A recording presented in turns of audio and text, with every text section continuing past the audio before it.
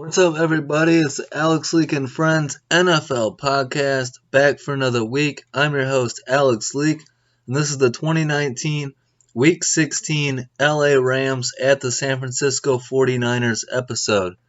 The 8-6 Rams at the 11-3 Niners on Saturday night.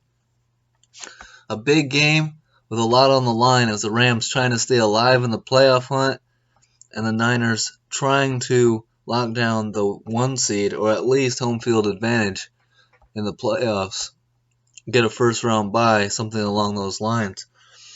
So a big game. Let's see how the Rams do in this big NFC West battle. Jared Goff leads the Rams down the field in the opening drive and throws a 10-yard touchdown pass to wide receiver Brandon Cooks and a 7-0 lead for LA. Almost every pass was thrown out of play action on the drive, including the touchdown, and a hell of a way to start a must-win road divisional game in primetime with playoffs on the line. So a quick start and a 7-0 Rams lead. But just like that, Niners wide receiver Richie James returns the kickoff 81 yards to the Rams' 18-yard line to give Garoppolo and the 49ers offense great field position starting the game in the red zone. A great pass defense by Rams linebacker Corey Littleton forces 4th and goal, and Niners kicker Robbie Gould knocks in a 26-yarder to cut the score to 7-3. Great start for the Rams other than the kickoff coverage as the defense makes a play in the red zone. Rams star corner Jalen Ramsey, who they traded for mid-season, catches his first interception on the year with the Rams, picking off Jimmy Garoppolo early in this one. Running back Todd Gurley showing he still has some burst, beats defenders to the edge for a 5-yard touchdown run. And just like that, the Rams are up 14-3 in this one. I picked the 49ers to win, so I wasn't feeling great about my pick early on, but 14-3, still a lot of football left to go. Just like that, the 49ers offense wakes up, and rookie wide receiver Deebo Samuel rushes for a 19-yard touchdown to cut the score to 14-10. Then a 1-yard Todd Gurley rushing touchdown makes it 21-10 Rams. So the Rams came out ready to go. 3 touchdowns already in the first half. Running back Raheem Mostert rushes for a 16-yard touchdown to make it 21-17. So looking to be a shootout, back and forth. And just what you can't have in this situation, Jared Goff is intercepted by 49ers linebacker Fred Warner, who returns it 46 yards for a touchdown to give the Niners a 24-21 lead. Jared Goff picks 6, gives up the lead, and gives the 49ers a halftime lead and momentum in this big game.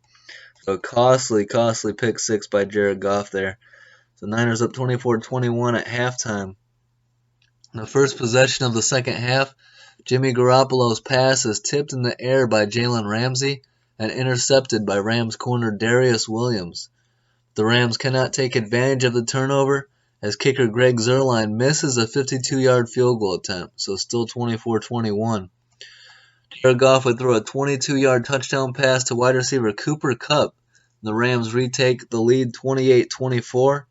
The Niners would respond with a Jimmy Garoppolo 7-yard touchdown pass to star tight end George Kittle. The Niners lead 31-28 mid-fourth quarter. Greg Zuerlein would make a 52-yard field goal to tie the game late, 31-31. Same distance as the one he missed earlier, so he makes up for it here to tie the game. Garoppolo picks up back-to-back 3rd and 16s on the final drive, including a 46-yard pass to veteran wide receiver Emmanuel Sanders to get the team into field goal range. And Robbie Gould would kick a 33-yard game-winning field goal as time expires to beat the Rams 34-31 in Levi Stadium. Hashtag good as gold. Robbie Gould always seems to come through in the clutch. And the 49ers get a big win over division rival LA Rams. And that all but pretty much knocks the Rams out of the playoffs. Or yeah, it does. Eliminate the Rams from the playoffs with that loss. So big game, big win for the 49ers, and Robbie Gould clutch as hell. for the 49ers. Good thing the Bears got rid of him because we could have used him last year when the double doink happened. But you know what they say. For the 49ers stats, Jimmy Garoppolo throws 16 of 27 for 248 yards, a touchdown, and 2 picks. Running back Raheem Mostert rushes 11 times for 53 yards and a touchdown, and has had a rushing touchdown now in 5 straight games. So Raheem Mostert stepping up nicely for San Francisco with McKinnon out. Star tight end George Kittle catches 5 for 79 yards and a touchdown. Rookie wide receiver Deebo Samuel combines for 59 yards and a touchdown. Linebacker Fred Warner records 11 tackles and a pick 6, the BYU product, stepping up big in this one. And kicker Robbie Gould goes 2 for 2 on field goals, 4 for 4 on extra points, including the game winner. The Niners on the season have 20 rushing touchdowns. That's the most since 1994 when they won the Super Bowl. So good omen for the Niners there. For the Rams, quarterback Jared Goff goes 27 of 46, 323 yards, 2 touchdowns and a pick, and he's the first Rams player ever with 4,000 passing yards in consecutive seasons.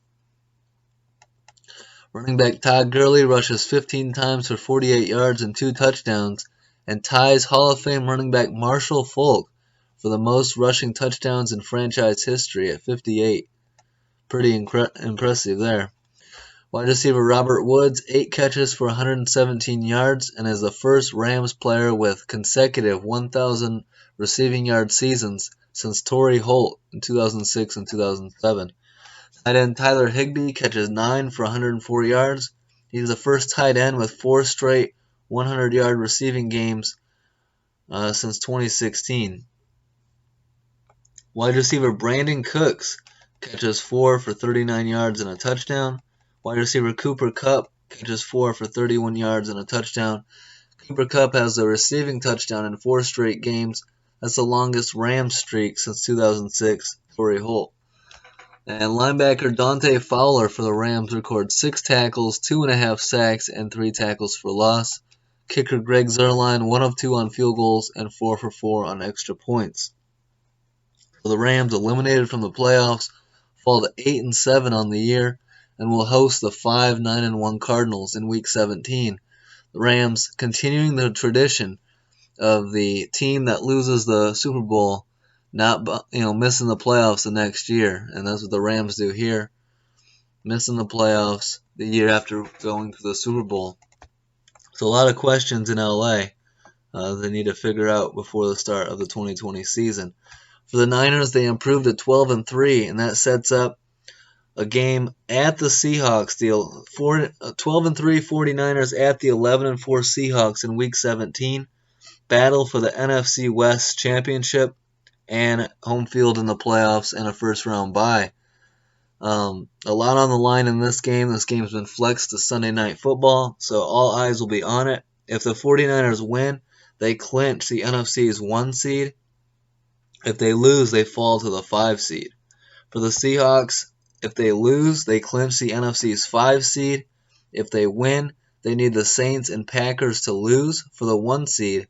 Or if both the Saints and Packers win, the Seahawks will be the 3 seed. I think most likely scenario here, I'm picking the Seahawks to beat the 49ers in Week 17 in Seattle. And I think the Packers and Saints both win, which would put the Seahawks at the 3 seed and drop the 49ers to the 5 seed. So as of right now, my predictions for the playoffs, that would mean the Seahawks would host the Minnesota Vikings in the wild card round, while the 49ers would have to travel to the Eagles in the wild card round. So a lot of interesting, developments in the playoffs. We'll see how it all, shapes up at the end of the year. I mean, for the Seahawks need the Packers and Saints to lose, but I don't see that happening. The Packers go to Detroit to take on the 3-11-1 Lions. That should be a win. And the Saints travel to the Panthers to take on the 5-10 Carolina Panthers. That should be a win as well. So I think most likely option is for the Seahawks to get the 3 seed and host a playoff game there. For the Niners, if they win, they're the 1 seed. And so a lot on the line for the Niners. 1 seed means the playoffs go through San Francisco, the NFC does, and they would have a first round bye, which they could really use. Being a team that hasn't really been there before, they need all the help they can get. For the Seahawks, it doesn't matter if they have to go on the road nearly as much. I know home field in Seattle is a big advantage, but the Seahawks have proven all year long they can win on the road. I think home field is more important to the Niners, a young team that hasn't been there before. The Seahawks, Russell Wilson, Pete Carroll, they've won championships before. I think they'll be just fine. But like I said, I'm taking the Seahawks to win this game to finish 12-4, for the Niners to finish 12-4, for the Seahawks to get the 3 seed, and the Niners to have to go on the road in the wild card round as a 5 seed. The big thing is both these teams are very good teams, and the loser of this game is going to have to go on the road in the playoffs. So a lot to digest in Week 17. So big win for the Niners against the Rams, and they'll try to get a big win on the road against the Seahawks in Week 17 to shore up the number 1 seed in the playoffs. I know all Niners fans are hoping for that. For the Rams, they are eliminated from the playoffs and will look to rebound and fix whatever is going on wrong with the organization in the offseason. Will be a very interesting year in LA. So, great football still on deck. Hope you guys enjoyed this episode. Don't forget to like, subscribe, and leave a comment. Let me know what you guys think.